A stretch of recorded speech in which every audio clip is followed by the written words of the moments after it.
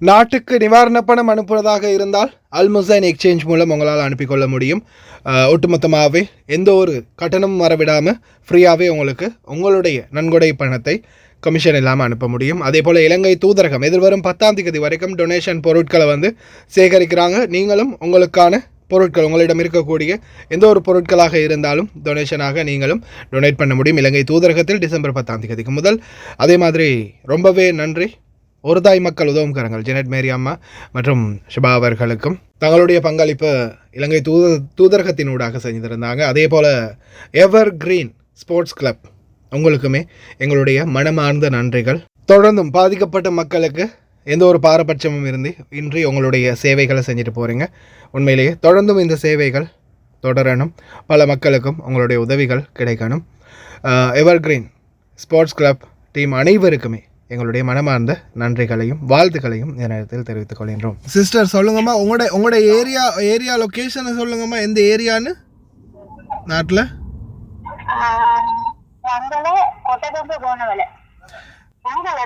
Rangala கொட்டகங்க கோனவலை. Social ஆக்டிவிஸ்டாலேயோ எந்த ஒரு நிவாரணமும் போய் சேரலையா உங்களோட ஏரியாவுக்கு? ஆமா கேக்குது. நீங்க உங்களோட ஏரியாவுக்கு இது வரைக்கும் எந்த ஒரு நிவாரணமும் சேரல வெளியால இருந்து?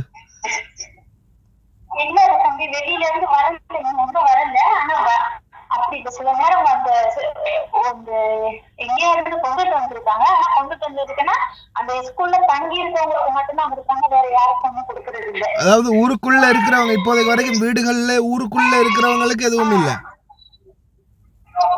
இல்ல இல்ல, வீட்டுல இருக்கவங்களுக்கு ஒண்ணுமே கிடைக்கல. ஆனா வெளியில போயிட்டு இருக்கிறவங்களுக்கு அந்த ஸ்கூல்ல தங்கி இருக்கவங்களுக்கு மட்டும்தான் கிடைக்குது. இதுதான் தற்போதைய நிலைமை. வீடுகளில் தங்கி இருக்கிறோம். ஓகே சிஸ்டர், நான் வீடியோ ரெக்கார்டிங்கில் தான் எடுத்தேன், நான் எடுக்கிறேன் இன்ஷால்லா உங்களுக்கு. வீடுகளில் தங்கி இருக்கிறவங்களுடைய நிலைமை இதுதான். வீடுகளுக்குள்ளே இருக்கிறவங்களுக்கு எதுவுமே கிடைக்குது இல்லை. அஸ்ஸலாமு அலைக்கும் வரஹ்மத்துல்லாஹி வபரகாத்துஹு. அன்பா அந்த அனைத்து உறவுகளுக்கும் இனிய மதிய வணக்கம். இப்போதைக்கு வரைக்கும் இலங்கையில் பல பகுதிகள்லையும் நிறைய உதவிகள் கிடைக்குது.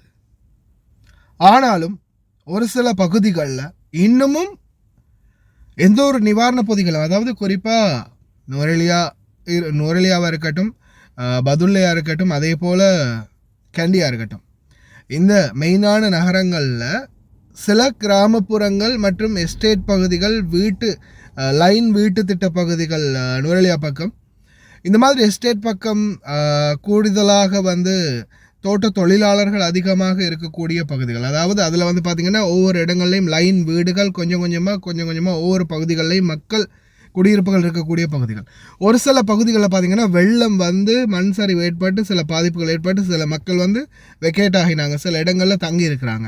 ஒரு சில பகுதிகளில் மக்கள் கொஞ்சம் ஏற்றமான மற்ற இடங்களில் இருந்து மறுபடியும் ஒரு பாதிப்படைந்த நிலையிலேயோ அல்லது அவங்களுடைய பகுதிகளில் நீர் தாக்கத்தால் ஏற்படாத பட்சத்தில் அவங்க வீடுகளில், சொந்த வீடுகளில் மறுபடியும் அவங்களுடைய வீடுகளில் போய் இருக்கிறாங்க. ஆனால் இப்போ வரைக்கும் அந்த மக்களுக்கு சரியான உதவிகள் போய் சேரலை. ஏன்னா உண்மைக்குமே இப்போதைய சூழலில் எங்கெங்கே கேம்ப் இருக்குதோ, அதாவது ஸ்கூலாக இருக்கட்டும் அல்லது வேறு ஏதாவது ஒரு பகுதிகளாக இருக்கட்டும், அரச கட்டிடங்களாக இருக்கட்டும், அது மாதிரி கேம்புகளில் தங்கி இருக்கக்கூடியவங்களுக்கு நிச்சயமாக எந்த ஒரு வகையிலாவது உணவுகள் அல்லது நிவாரண பொருட்கள் கிடைக்கும். ஆனால் அதே இது இப்போதைக்கு இந்த வீடுகளில், சொந்த வீடுகளில், அவங்களுடைய சொந்த இடங்களில் தங்கி இருக்கிறாங்க. அதே மாதிரி அவங்களால போக முடியலை. இன்னொரு முக்கியமான காரணம் என்னென்னா, அவங்களால போக முடியலை. பாலம் உடைஞ்சிருக்குது, வீதிகள் உடைஞ்சிருக்குது, வீதிகளே இல்லை.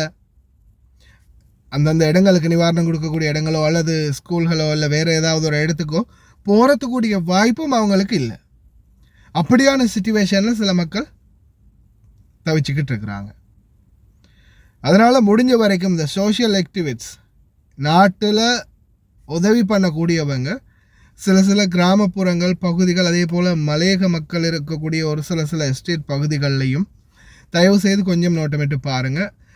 வீடு குடியிருப்புகளில் தங்கி இருக்கக்கூடியவங்க அவங்களுடைய நிலைமை என்ன, லைன் வீடுகள் இருக்குது, இந்த மாதிரி வீடுகளில் தங்கி இருக்கக்கூடியவங்களுடைய நிலைமை.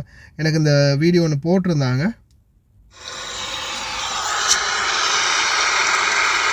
லைன் வீடுகள் இருக்கக்கூடிய இடங்கள்லாம் வந்து நான் வீடியோ கடைசியில் அட்டாச் பண்ணுறேன்.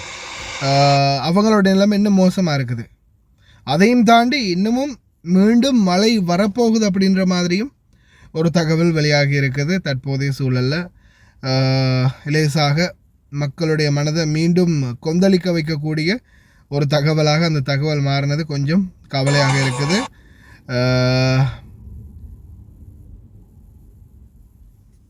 මෙන්න ඇඟ හිරි වැටෙන ප්‍රවෘත්තිය හෙට සිට යළිත් වැස්ස ඉදිරි දින කිහිපයේදී දිවයින හරහා ඊශාන දිග මෝසම් තත්ත්වයේ ක්‍රමයෙන් ස්ථාපිත වෙතයි අපේක්ෂා කරන බව තමයි කාලගුණ විද්‍යා දෙපාර්තමේන්තුව ප්‍රකාශ කරන බව මේ වාර්තාවේම.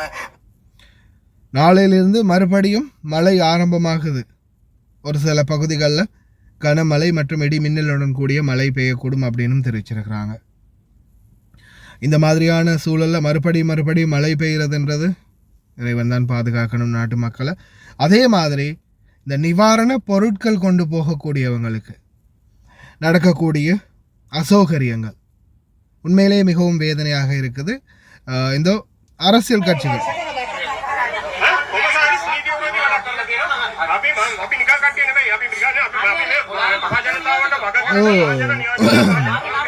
நீங்களாம் சும்மா ஆளுங்க இல்லை, அடி வயிற்றுல இருக்கதே சுரண்டி திருடிட்டு போற திருட்டு கூட்டம்.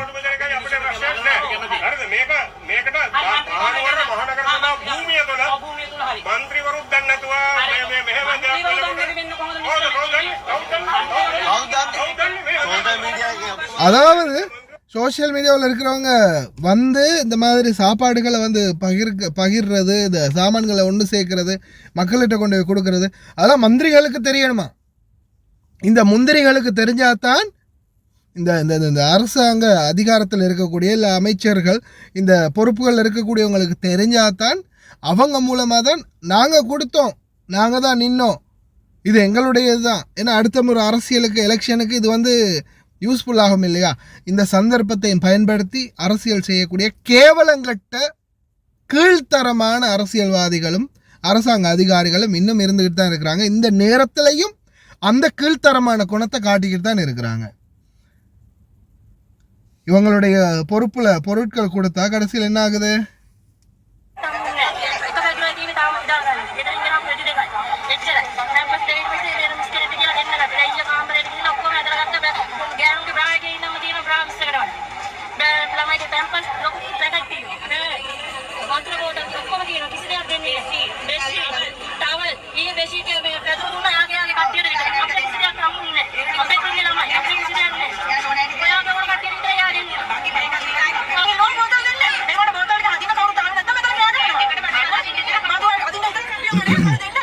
இது வந்து ஜிஎஸ் நோன், அதாவது கிராம சேவை அதிகாரி வந்து பார்த்தீங்கன்னா பொருட்களை இழுக்கிறதுக்கு கூப்பிட்றாங்களாம். பொருட்கள் வந்துருக்கு, நிவாரண பொருட்கள் வாங்க உள்ளே இறக்குங்க. எல்லாமே இறக்கினதுக்கு பிறகு எல்லா பொருட்களையும் வச்ச பிறகு அவங்களுக்கு தெரிஞ்சு அவங்களுக்கு அந்த முக்கியமான ஆட்களுக்கு மட்டும்தான் பொருட்கள் கொடுக்குறாங்களாம். பெண்கள் அவங்களுக்கு தேவையான அத்தியாவசிய பொருட்கள் முதற்கொண்டு குழந்தைகளுக்கான பால் முதல் கொண்டு எல்லா விடயங்கள்லையும் உள்ளே இருந்தும் எல்லா விடயங்களும் உள்ளே இருக்குது, எல்லா பொருட்களும் இருக்குது. ஆனால் எதுவுமே இந்த அப்பாவி மக்களே கிடைக்குது இல்லை, பாதிக்கப்பட்ட மக்களே கிடைக்குது இல்லை.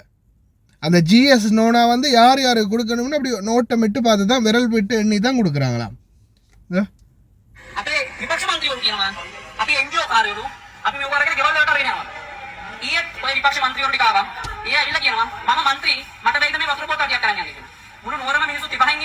ඒ මන්ත්‍රීලාට මතක් කරලා තියෙන යාලගේ ගෙදරට වතුර බෝතල් ටිකක් ගෙනන්න තමයි. මං කිව්වා සමාවෙන්න මන්ත්‍රීතුමා ඒ මන්ත්‍රීකම් මෙතනට දාන්න නැහැ මහත්තයෝ කියලා.